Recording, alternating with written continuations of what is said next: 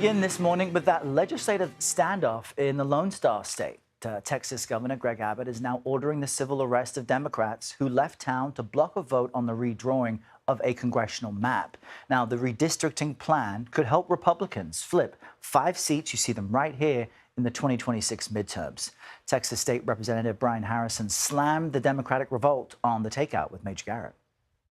What they're mad about, but what they won't tell you, isn't that states redistrict for partisan purposes, but that a Republican state is doing this. And quite frankly, the state of Texas should have done this before. Elected Republican leadership here in Texas should be doing everything we can to make sure that Congress doesn't fall to the Democrats. And quite frankly, this is an abject failure of the elected Republican leadership in the state of Texas who let the Democrats flee. CBS News political reporter Hunter Woodall joins us now from Washington with more on this. Good morning, Hunter. So Governor Abbott seems to have made good on his threat. How did this unfold? Well, good morning, Errol. And when you look at what's going on in Texas, this is an issue that very much animates the bases of both major political parties. But it's important to remember what Texas GOP Governor Greg Abbott is doing here. He's still fairly limited because the Democrats that have fled, they're in Illinois, it sounds like they're in New York. They're outside of Texas's boundaries. They're outside of Texas's control because they're out of state. That just speaks to the tensions that have become, major part of this political moment as both major parties look at this. Now, it's important to remember, too, what this means for both political parties. And Texas Democratic Rep. Julia Johnson is somebody who's going to be impacted by these new maps, potentially, and she's been talking about this as well. We're all very proud Texans. We come from a state of great pride.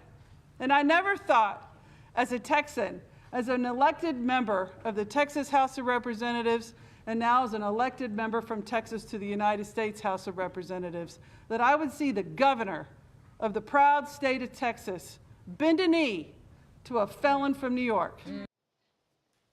That's the thing, all of this comes down to how it impacts Donald Trump, how it impacts the future of his presidency. And right now, Republicans have a very narrow majority in the U.S. House. So both sides are showing just what Texas could mean for the 2026 midterms, where, as you said, 5 seats could go from Democrat control to GOP control just by simply changing these Texas maps. Yeah, the balance of power is at stake here. What happens next? That's really the key question here. What happens next? What goes on? Right now, obviously, like I said, it's fairly limited what Republicans can do in Texas to get these Democrats back. But there's that political gravity of the moment. Democrats have talked about they want to see their candidates, their politicians fight back more. This is that key moment. This is them showing, okay, we are fighting back, but they're also threatening to undermine their own messaging here. We've talked about how Democrats, many of them from Texas, are in the state of Illinois. Illinois is a Democratic-led state. It is a state that has some of the most poorly graded congressional maps in the entire country. It is a state whose maps actually favor Democrats and have helped pad Democrats' numbers in the U.S. House as they try to regain the majority in next year's midterms. So while that's a change that had happened way back after the 2020 census, you have both states, across the country, Democratic states, Republican states, who have drawn maps that favor their respective political parties.